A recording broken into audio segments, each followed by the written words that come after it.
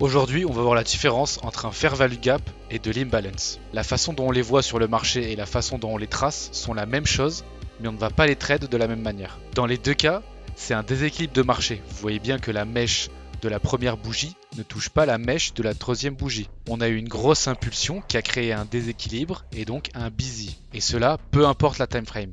Si la mèche ici vient retester le bas, ce n'est plus un fair value gap. Les gens qui tradent le fair value gap attendent que le marché revienne dans cette zone pour partir à l'achat.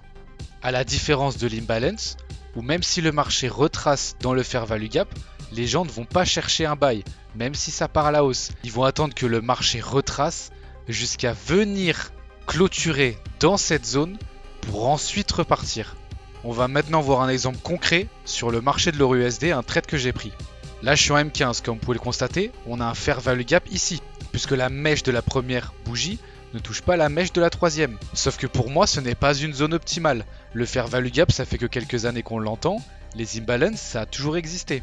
Et si vous voulez rentrer directement sur cette zone et être vraiment protégé, vous devez avoir un SL qui est beaucoup plus grand, donc un risque ratio qui sera beaucoup plus faible. Moi ce que j'attends toujours, c'est qu'on vienne retester cette zone pour avoir un plus petit SL et pouvoir TP plus facilement des gros risques ratios.